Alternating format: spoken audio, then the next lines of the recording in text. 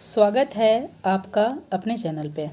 इस video lecture में हम लोग वीकली करंट अफेयर्स को डिस्कस करेंगे, जिसके अंतर्गत जनवरी के 4th वीक के करंट अफेयर्स जो 24 से 31 जनवरी के मोस्ट इम्पॉर्टेंट करंट अफेयर्स होते हैं उसको हम लोग डिस्कस करेंगे। यह वीडियो लेक्चर आगामी सभी एग्जाम के दृष्टिकोण से इम्पॉर्टेंट हो जाता है, चाहे वो 71वीं BPSC हो, BPSC TRE 4 हो, रेलवे में किसी पोस्ट के लिए हो, ग्रुप डी, NTPC, बिहार दरोगा, बिहार SSC इंटर स्तरीय, CGL 4, बिहार बिजली विभाग, इन सब के लिए जो वीडियो लेक्चर है बहुत इंपॉर्टेंट हो जाता है। इससे पहले जनवरी के 3 वीक 1, 2 और 3, 1 से 7 जनवरी, 8 से 15 जनवरी और 16 से 23 जनवरी तक के जो वीकली करंट अफेयर्स के मोस्ट इम्पॉर्टेंट करंट अफेयर्स है ऑलरेडी प्लेलिस्ट में डाल दिया गया। वीकली करंट अफेयर्स 2025 के नाम से आप जाकर देख सकते हैं। और 1 से 2 दिनों में 2 से 3 फरवरी को आपको जो है जनवरी के most important monthly current affairs का भी वीडियो मिल जाएगा, और इसका PDF चाहिए तो टेलीग्राम को ज्वाइन कर लीजिएगा। चलिए वीडियो स्टार्ट करते हैं। तो आज के prelims booster daily current affairs में जो हम लोग डिस्कस करने वाले हैं जनवरी के अंतिम सप्ताह 24 से 31 जनवरी के वीकली करंट अफेयर्स को। पहला प्रश्न है, हाल ही में मुख्यमंत्री मोबाइल ऑपरेशन थिएटर को कहाँ लॉन्च किया गया है? आपके ऑप्शन है A Assam, option B Nagaland, option C Manipur और ऑप्शन D मेघालय। तो इसका राइट आंसर हो जाएगा B, नागालैंड में इस तरीके का किया गया है मुख्यमंत्री मोबाइल ऑपरेशन थिएटर। अब इसके बारे में देख लेते हैं कि इससे क्या फ़ायदा होगा।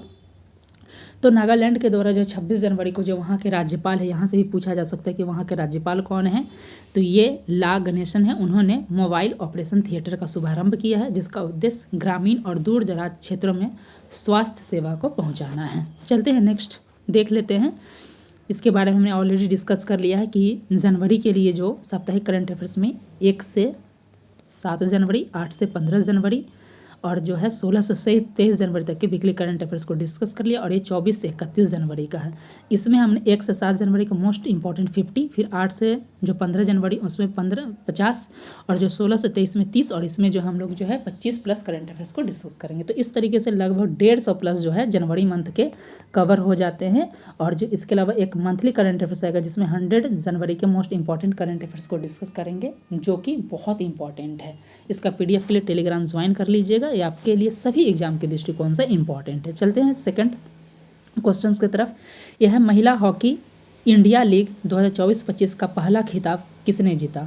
यानी ये पहला संस्करण था, इसलिए पूछा जा रहा है और इम्पॉर्टेंट है कि इसका पहला संस्करण का विजेता कौन है। आपके ऑप्शन है Punjab panthers, option B Odisha warriors, option C सुरमा हॉकी क्लब और ऑप्शन D दिल्ली डिफेंडर्स। तो इसका राइट आंसर हो जाएगा ऑप्शन B ओडिशा वॉरियर्स के द्वारा इसको जीता गया। और ओडिशा वॉरियर्स ने किसको हराया? तो सुरमा हॉकी क्लब को जो है 2-1 से हराया। इस पॉइंट को आप कीजिएगा। और ये पहला संस्करण था महिला हॉकी इंडियन लीग का, जिसका विजेता है ओडिशा वॉरियर्स।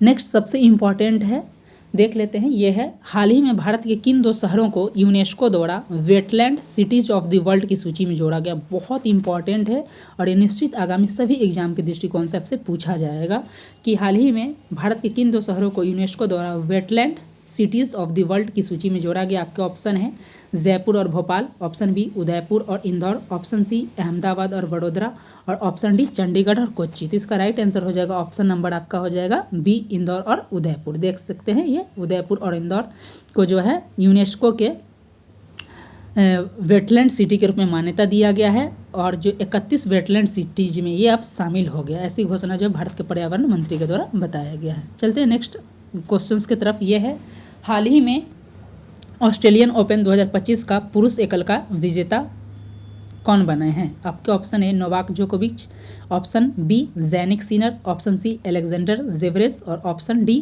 Carlos Alcaraz. तो इसका राइट आंसर हो जाएगा यानिक या जैनिक सिनर जो है, ये जो है ऑस्ट्रेलियन ओपन 2025 के पुरुष एकल के विजेता है। अब बात कर लेते हैं कि महिला एकल की विजेता कौन है, तो ये भी देख सकते हैं। तो पुरुष एकल के जो विजेता है ये आपसे पूछा जा सकता है किस कंट्री से संबंधित है, इस पॉइंट को भी याद रखें और किसको हराए ये भी ध्यान रखिएगा। तो जो ऑस्ट्रेलियन ओपन के जो विजेता ये है यानिक या जैनिक सिनर, जो कि इटली के हैं, और महिला जो जीती हैं महिला एकल के खिताब ये है अमेरिका की मैडिसन कीज, ये याद रखिएगा। तो पुरुष में जीता है जैनिक सिनर और महिला जीती है मैडिसन कीज, ये पॉइंट आप याद रखिएगा। और जो जैनिक सिनर का जो है दूसरा ऑस्ट्रेलियन खिताब है और उनका यह तीसरा ग्रैंड स्लैम है। इस पॉइंट को भी याद रखिएगा। यहाँ पे हमने देख लिया कि महिला विजेता कौन बनी है, तो ये हैं मेडिसन कीज जो कि अमेरिका की हैं और ये बेलारूस की आर्याना सबेलेंका को हराकर अपना पहला ग्रैंड स्लैम जीती। इस पॉइंट को भी याद रखेगी कि जो पहली बार कौन जीती हैं ये ऑस्ट्रेलियन ओपन, तो मेडिसन कीज किसको हराया है, तो बेलारूस की आर्याना सबेलेंका को। इस पॉइंट को भी याद रखिएगा। चलते हैं नेक्स्ट 5th नंबर क्वेश्चन की तरफ। 5th नंबर क्वेश्चन है, हाल ही में सम्मान संजीवन ऐप किस के द्वारा लॉन्च किया गया। आपके ऑप्शन है उत्तर प्रदेश सरकार, ऑप्शन बी हरियाणा सरकार, ऑप्शन सी मध्य प्रदेश और ऑप्शन डी है राजस्थान सरकार। तो इसका राइट आंसर हो जाएगा जो सम्मान संजीवन ऐप लॉन्च जो किया गया है ये हरियाणा सरकार के द्वारा किया गया है। और इसका जो बताया जा रहा है कि इसका उद्देश्य महिला एवं किशोरी सम्मान योजना को प्रभावशीलता को बढ़ावा देना, और यह जो किसके लिए है, तो जो BPL से नीचे जो महिलाएं हैं उनको क्या किया, जिसके माध्यम से सैनिटरी नैपकिन प्रदान किया जाएगा। चलते हैं नेक्स्ट क्वेश्चन की तरफ, और बहुत इंपॉर्टेंट है ये, इसरो का जो है 100वां मिशन है, इससे संबंधित है और पूछा जा सकता है कि 100वां मिशन क्या है। पहले देख लेते हैं किस डेट पे लॉन्च किया गया, भी पूछा जा सकता है। और 100 मिशन कौन सा है, तो ये है NVS-02 नेविगेशन सैटेलाइट्स 2। तो इस पॉइंट को आप याद रखेगा, उसका रिलेटेड क्वेश्चन भी आगे आपको मिल जाएगा। लेकिन इससे पहले ये पूछा जा रहा है कि इसरो ने अपना 100वां उपग्रह कब लॉन्च किया। आपका ऑप्शन है 26 जनवरी, ऑप्शन बी 28 जनवरी और ऑप्शन सी 29 जनवरी और ऑप्शन डी है 30 जनवरी। तो इसका राइट आंसर हो जाएगा ऑप्शन नंबर सी, 29 जनवरी को इसरो जो है अपना 100वां उपग्रह लॉन्च किया और इस उपग्रह का नाम है NVS-2 नेविगेशन सैटेलाइट। देख लीजिए यहाँ पे वही बताया गया कि इसरो ने जो है 29 जनवरी 2025 को अपना 100वां उपग्रह लॉन्च किया है और इसे GSLV F-15 के तहत NBS-2 उपग्रह को लॉन्च किया गया है। तब से पूछा जा सकता है किस में से है, तो GSLV F-15 और NBS नेविगेशन सैटेलाइट 2 उपग्रह को जियो सिंक्रोनस ट्रांसफर ऑर्बिट GTO में स्थापित किया गया है। और ये जो NBS-2 है नेविगेशन यानी जो नाविक प्रणाली का उपयोग किया जाएगा, जो भारत और आसपास के क्षेत्रों में उच्च स्तरीय नेविगेशन प्रदान करेगा। ये बहुत इंपॉर्टेंट है। चलते हैं नेक्स्ट। अभी हाल ही में 76वां गणतंत्र दिवस मनाया गया है और इसके अतिथि कौन थे इसके बारे में भी हमने डिस्कस कर लिया है। और अब उसी से संबंधित एक प्रश्न को देख लेते हैं कि 26 जनवरी 2025 को 76वां गणतंत्र दिवस मनाया गया है। इस संबंध में सत्य कथन चुने। बताया जा रहा है कि इस बार जो झांकियों का थीम था वो था स्वर्णिम भारत विरासत और विकास। जो सेकंड पॉइंट है, भारत की पहली टैक्टिकल क्वासी बैलिस्टिक मिसाइल प्रलय को 26 जनवरी 2025 के परेड गणतंत्र दिवस के परेड में शामिल किया गया। तीसरा बताया जा रहा है कि ये गणतंत्र दिवस समारोह में पहली बार था जब परेड की शुरुआत 100 से अधिक महिला कलाकार भारतीय संगीत वाद्य यंत्र बजाते हुए किया। आपका ऑप्शन है उपरोक्त सभी डी। इसका राइट आंसर हो जाएगा जो सभी स्टेटमेंट जो है 76वां गणतंत्र दिवस के कंटेक्स्ट में सभी स्टेटमेंट सही है।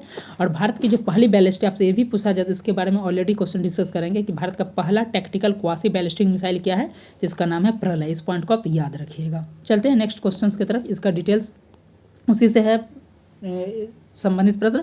प्रलय मिसाइल जो कि भारत का पहला टैक्टिकल क्वासी बैलिस्टिक मिसाइल है के संबंध में सत्य कथन चुने। आपके ऑप्शन है इस मिसाइल को DRDO के द्वारा विकसित किया गया है।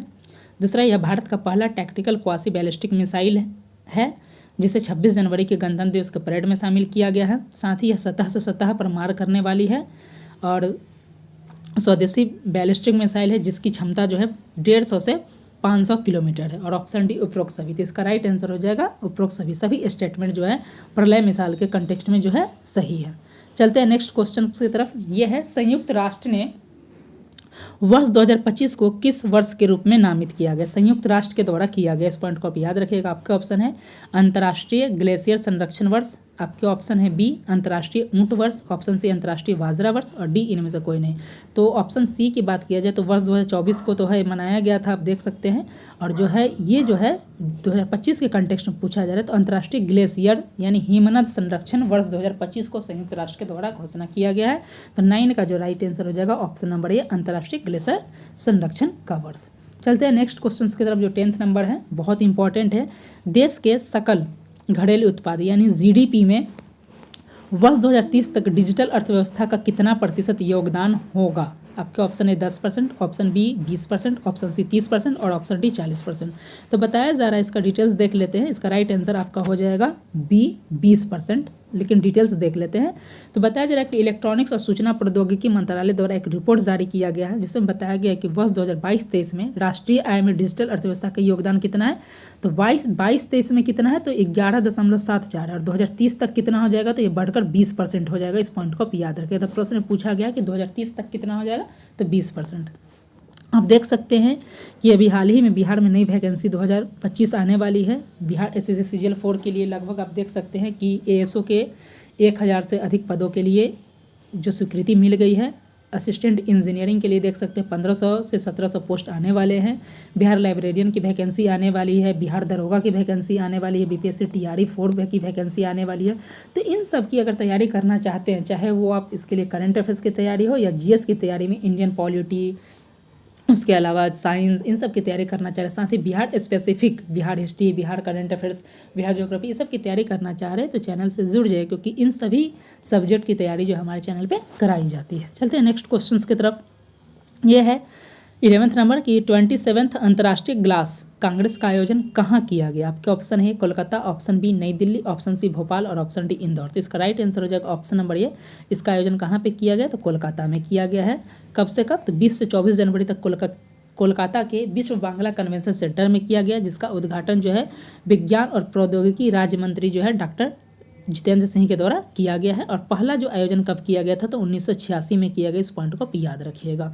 और इस वर्ष जो है 27th अंतर्राष्ट्रीय ग्लास कांग्रेस का आयोजन कहाँ पे किया गया, कोलकाता में किया गया। चलते हैं नेक्स्ट, बहुत इंपॉर्टेंट है, भार्गव अस्त्र से संबंधित है कि भार्गव अस्त्र के संबंध में सत्य कथन चुने। आपके ऑप्शन है, यह भारत का काउंटर ड्रोन सिस्टम है।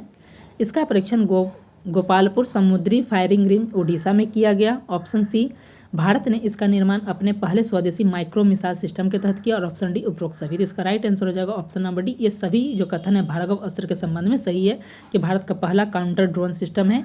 इसका परीक्षण उड़ीसा में गोपालपुर समुद्री रेंज से किया गया और स्वदेशी माइक्रो मिसाइल के तहत बनाया गया है। इसका कुछ एडिशनल देख लेते हैं।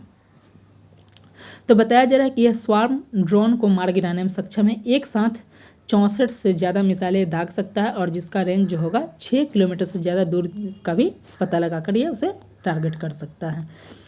बिहार स्पेसिफिक आप किसी भी एग्जाम्स की तैयारी कर रहे हैं और बिहार स्पेसिफिक सब्जेक्ट की तैयारी कर रहे हैं, चाहे वो बिहार ज्योग्राफी हो, बिहार करंट अफेयर्स हो, बिहार हिस्ट्री हो, तो इन सब की तैयारी के लिए भी करंट चैनल को सब्सक्राइब कर लीजिए। देख सकते हैं बिहार के प्रमुख जलप्रपात से संबंधित बिहार ज्योग्राफी के 14+ लेक्चर हम लोग डिस्कस कर लिए हैं और ये बहुत इंपॉर्टेंट है। 71वीं BPSC, बिहार SSC, बिहार दरोगा, बिहार CGL, इन सब के लिए तो बहुत इंपॉर्टेंट है। आप इससे लाभ उठा सकते हैं। चलते हैं नेक्स्ट 13 नंबर क्वेश्चन की तरफ। यह नेशनल क्रिटिकल मिनरल मिशन के बारे में सत्य कथन चुने। आपका ऑप्शन है, इस मिशन के तहत देश में महत्वपूर्ण मिनरल की खोज, खनन और प्रशंसन की जाएगी, साथ ही इनकी कीमतों को भी रेंज तैयार किया जाएगा। इस मिशन में 7 साल में 34,300 करोड़ रुपए खर्च किए जाएंगे और इसका मकसद है भारत में ग्रीन एनर्जी यानी कि हरित ऊर्जा को बढ़ावा देना। और आपका ऑप्शन है डी कि उपरोक्त सभी। तो जो उपरोक्त सभी है ये सारे स्टेटमेंट जो है नेशनल क्रिटिकल मिशन से संबंधित है और ये बहुत इंपॉर्टेंट है। इस पॉइंट को आप याद रखिएगा। 7 साल में 34,300 करोड़ रुपए खर्च किया जाएगा। नेक्स्ट 14th नंबर क्वेश्चन है, अमेरिका अवैध अप्रवासियों को किस जेल में भेजेगा। आपसे पूछा जा सकता है कहाँ पे। आपका ऑप्शन है Guantanamo jail, option B Washington jail, option C America central jail और ऑप्शन डी इनमें से कोई नहीं। तो इसका राइट आंसर हो जाएगा option number A, Guantanamo jail भेजेगा।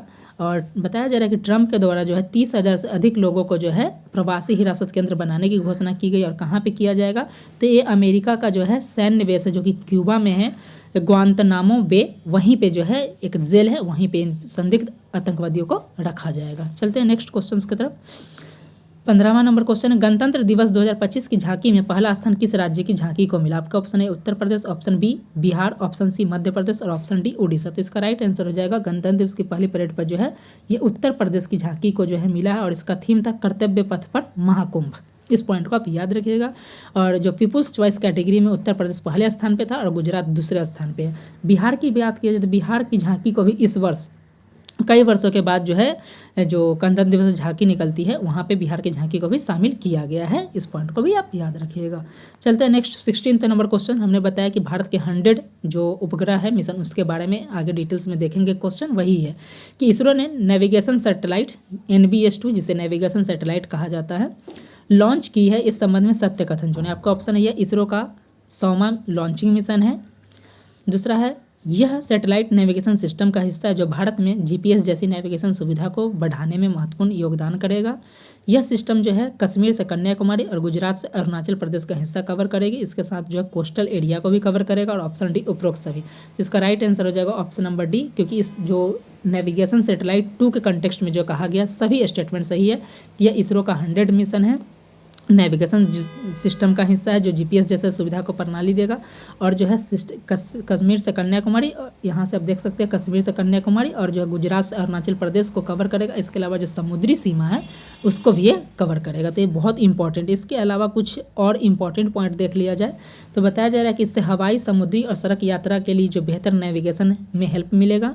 इसे जियो सिंक्रोनस ट्रांसफर ऑर्बिट जीटीओ में स्थापित किया गया है। और ये कब किया गया था? तो 29 जनवरी को सतीश धवन स्पेस केंद्र से लॉन्च किया गया। इस पॉइंट को भी आप याद रखिएगा। चलते हैं नेक्स्ट क्वेश्चंस की तरफ। जापान अकादमी फिल्म अवार्ड के लिए कौन सी फिल्म को नॉमिनेट किया गया है? आपका option A Kantara, option B Laapataa ladies, option C Kanguva और ऑप्शन डी वीर सावरकर। तो इसका राइट आंसर हो जाएगा option number B, Laapataa ladies को जो है जापान के जो अकादमी फिल्म पुरस्कार है उसमें शामिल किया गया। वहीं ऑस्कर की बात की जाए तो भारत से 5 मूवी को ऑस्कर में शामिल किया गया है, उसको भी हमने ऑलरेडी डिटेल्स में कर लिया है। देख सकते हैं कि इंडियन पॉलिटी की भी तैयारी हमारे चैनल पे कराई जाती है और डीपीएसपी तक हमने डिस्कस कर लिया है। और इसके अलावा संविधान के महत्वपूर्ण अनुच्छेद क्या होता है उसको भी डिस्कस कर लिया है। और बहुत जल्द हम लोग जो है इस सीरीज को आगे बढ़ा के हम लोग और भी डिटेल्स में डिस्कस करेंगे, तो ये आपके लिए काफ़ी बेनिफिशियल हो सकता है। नेक्स्ट 18th नंबर क्वेश्चन, 8वां अंतर्राष्ट्रीय सरस्वती महोत्सव की शुरुआत किस राज्य में की गई? आपके ऑप्शन है Uttar Pradesh, option B Bihar, option C Madhya Pradesh और ऑप्शन डी हरियाणा। तो इसका राइट आंसर हो जाएगा ये हरियाणा में किया गया और हरियाणा के कुरुक्षेत्र में किया गया है। 29 जनवरी से स्टार्ट हुआ है और ये 4 फरवरी तक चलेगा। चलते हैं नेक्स्ट क्वेश्चंस की तरफ। उसी के कुछ एडिशनल बात किया जाए तो गीता महोत्सव होता है उसी के तर्ज पे ये बताया जा रहा है। और जो इस वर्ष जो महोत्सव में जो बताया जा रहा है कि सरस्वती महोत्सव जो है इसमें किसको स्टेट पार्टनर का दर्जा दिया गया, तो ये राजस्थान को दिया गया। इस पॉइंट को आप याद रखिएगा। चलते हैं नेक्स्ट, बहुत इंपॉर्टेंट है, कैलाश मानसरोवर यात्रा फिर से शुरू हो गई थी, यह कब बंद था? आपके ऑप्शन है 2018, ऑप्शन बी 2020, ऑप्शन सी 2021 और ऑप्शन डी है 2022। यानी बताया जा रहा है कि कैलाश मानसरोवर यात्रा को फिर से शुरू किया गया है, तो इसको कब बंद कर दिया गया? तो बताया जा रहा है कि 2020 में। आप देख सकते हैं कि ऑप्शन नंबर बी हो जाएगा 19 का, कि 2020 में इसे बंद कर दिया गया था और लगभग 5 साल बाद जो है 2025 में गर्मी से फिर से ये जो स्टार्ट कर दिया गया कैलाश मानसरोवर यात्रा को। बताया जा रहा है भारत और चीन के बीच राजनयिक संबंधों की स्थापना के 75 वर्ष पूरे हो गए हैं और इसी दरमियान जो कई सारे मुद्दों पर सहमति बनी है। और इसी में ये कर दिया गया कि 2020 से जो बंद पड़ गया था कैलाश मानसरोवर यात्रा उसको फिर से 2025 से गर्मी के समय से स्टार्ट कर दिया जाएगा। चलते हैं नेक्स्ट 20 नंबर क्वेश्चन की तरफ। और ये बहुत इंपॉर्टेंट है, बहुत ही इंपॉर्टेंट है। यूनिफॉर्म सिविल कोड समान नागरिक संहिता लागू करने वाला देश का पहला राज्य कौन बन गया है? ये कौन बना? आपके ऑप्शन है बिहार, ऑप्शन बी उत्तर प्रदेश, ऑप्शन सी मध्य प्रदेश और ऑप्शन डी उत्तराखंड। इसका राइट आंसर हो जाएगा ऑप्शन नंबर डी, उत्तराखंड जो है ये यूनिफॉर्म सिविल कोड को लागू करने वाला देश का पहला राज्य हो गया है। और ये आज़ादी के बाद है। ऐसे भारत का इससे पहले एकमात्र राज्य था गोवा, जहाँ पे जो था यूनिफॉर्म सिविल कोड लागू था। लेकिन ये जो था किस पे था लागू? तो ये पुर्तगाली व्यवस्था जो होता है उसी के तहत से पुर्तगाली सिविल कोड के तहत लागू किया गया था। लेकिन आज़ादी के बाद जो पहले लागू करने वाला यूनिफॉर्म सिविल कोड राज्य है ये उत्तराखंड बन गया। इस पॉइंट को आप याद रखिएगा। और यूनिफॉर्म सिविल कोड की बात की जाए किस आर्टिकल में, तो आर्टिकल 44 में इस चीज़ का जिक्र किया गया है। इस पॉइंट को आप याद रखिएगा। चलते हैं 21 नंबर क्वेश्चन की तरफ। साल 2025 के लिए पद्म पुरस्कारों का ऐलान किया गया। इस वर्ष कुल कितने व्यक्ति को इससे सम्मानित किया जाएगा? आपके ऑप्शन है ए 125, ऑप्शन बी 120, ऑप्शन सी 139 और ऑप्शन डी 145। तो इसका राइट आंसर हो जाएगा ऑप्शन नंबर 139। और 139 जो पद्म पुरस्कार की घोषणा की गई है, देख सकते हैं यहाँ पे कुछ डिटेल्स में बता दिया गया। और इसका जो डिटेल्स वीडियो आपको देखना है तो पद्म पुरस्कार के लिए जो टोटल 139 लोगों किसको दिया गया उसका डिटेल्स में किया गया और इसका PDF भी आपको मिल जाएगा। हमने जो है बिहार से स्पेसिफिक आप देख सकते हैं कि बिहार के पद्मश्री विजेता जो बिहार से कुल 7 व्यक्ति को दिया गया, किनको दिया गया इसके बारे में ऑलरेडी डिटेल्स में डिस्कस कर लिया, तब जाकर देख सकते हैं। आपके लिए काफ़ी बेनिफिशियल होगा। 2 वीडियो अलग से डेडिकेटेड बना दिया गया। बात कर लेते हैं इसका कुछ कि वर्ड के लिए कि 2025 के लिए 139 पद्म पुरस्कार का ऐलान किया गया है, जिसमें पद्म विभूषण जो है कुल 7 व्यक्ति को दिया गया है, जिसमें बिहार की 1 है साथ ही पद्म भूषण की बात किया जाए तो 19 दिया गया है, इसमें भी बिहार से एक है। पद्मश्री की बात किया जाए तो कुल 113 व्यक्ति को दिया गया, जिसमें बिहार से 5 थे। इस प्रकार बिहार से कुल 7 दिए गए हैं। पद्म पुरस्कार में देखा जाए तो 23 महिलाएं हैं, 10 विदेशी कैटेगरी के और 13 ऐसे हैं जिन्हें मरणोपरांत दिया गया है। वो अलग से वीडियो का लिंक डिस्क्रिप्शन में मिल जाएगा, आप देख लीजिएगा। पद्म पुरस्कार से संबंधित बहुत ही इंपॉर्टेंट चीज़ उसमें बताया गया जो आपके लिए काफ़ी बेनिफिशियल होने वाला है। चलते 22 नंबर क्वेश्चन की तरफ। ग्लोबल प्लास्टिक एक्शन पार्टनरशिप के बारे में सत्य कथन चुनें। बताया जा रहा है, आपका ऑप्शन है कि यह वर्ल्ड इकोनॉमिक फोरम द्वारा शुरू किया गया था। आपसे पूछा जा सकता है कि ग्लोबल प्लास्टिक एक्शन फोरम किसके द्वारा शुरू किया गया है, तो वर्ल्ड इकोनॉमिक फोरम के द्वारा 2018 में शुरू किया गया था।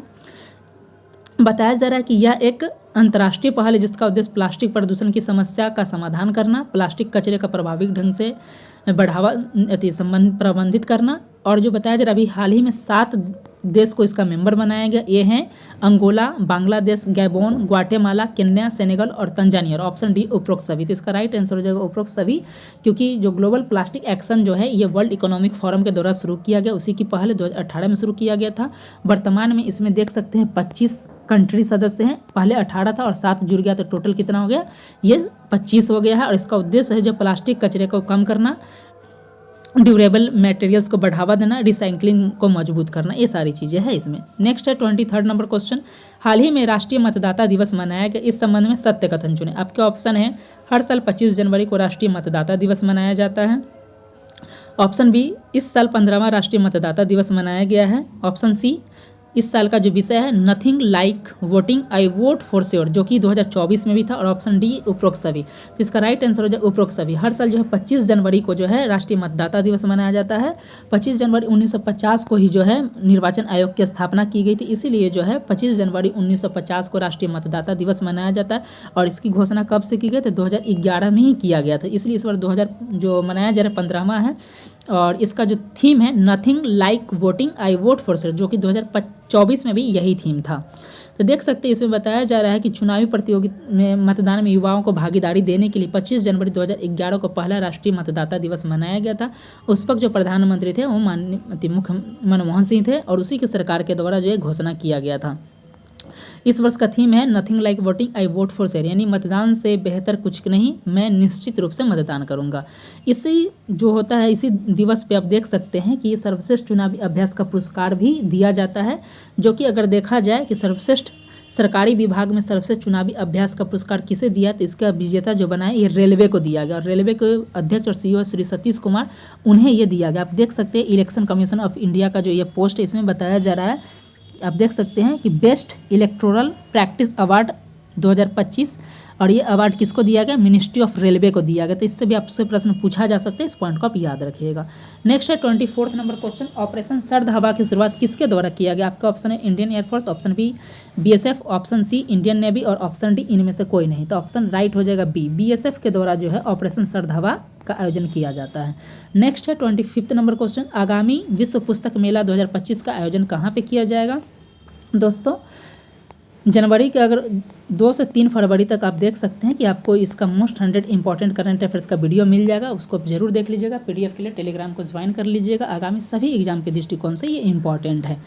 आगामी विश्व पुस्तक मेला 2025 का आयोजन कहाँ पे किया जाएगा। आपका ऑप्शन है A Bengaluru, option B Patna, option C Paschim Bangal और ऑप्शन डी नई दिल्ली। तो इसका राइट आंसर हो जाएगा ऑप्शन नंबर डी, नई दिल्ली में जो है आगामी विश्व पुस्तक मेला का आयोजन किया जाएगा। कब, 2025 में किया जाएगा। इस पॉइंट को भी याद रखें। तो इस वीडियो लेक्चर में हमने जो है जनवरी के जो है लास्ट अंतिम वीक के मोस्ट इंपॉर्टेंट 25 करंट अफेयर्स को डिस्कस किया। और इस तरीके से देख सकते हैं अब तक 4 वीक में मिलाकर हमने जो है 150 से प्लस जो है करंट अफेयर्स को डिस्कस कर लिया है। इन सब का पीडीएफ आप देख सकते हैं और बहुत जल्द ही आप देख सकते हैं कि मोस्ट 100 इंपॉर्टेंट करंट अफेयर्स का भी वीडियो आ जाएगा, उसे भी देख लीजिएगा। कहीं ना कहीं वो इससे अलग उसमें क्वेश्चन देखने को मिलेंगे। तो इस तरीके से आप देख सकते हैं कि जनवरी के लगभग जो है इतने ज़्यादा क्वेश्चन कर लेने के बाद आपको जो है इससे इस मंथ से एक भी प्रश्न नहीं छूटेंगे। इसके अलावा जो है बिहार के भी करंट अफेयर्स में बिहार मंथली करंट अफेयर्स का वीडियो बहुत जल्द अपलोड हो जाएगा और बिहार स्पेसिफिक एग्जाम के लिए आप उसे देख सकते हैं। यदि आपको इसका पीडीएफ चाहिए तो इसके लिए हमारे टेलीग्राम को ज्वाइन कर लीजिएगा और चैनल से जुड़ जाइएगा। और जो भी न्यूज़ कवर किया जा रहा है इसमें आप देख सकते हैं पीआईबी, द हिंदू, दैनिक भास्कर, दैनिक जागरण, इन सब के सोर्स को कवर करके ही आपके लिए क्वेश्चंस लाए जाते हैं। तो चैनल पे अगर पहली बार विजिट कर रहे हैं और हमारा प्रयास आपको अच्छा लग रहा है तो चैनल को सब्सक्राइब कर लीजिएगा, आपके लिए काफ़ी बेनिफिशियल हो सकता है। मिलते हैं नेक्स्ट वीडियो के साथ, तब तक के लिए धन्यवाद।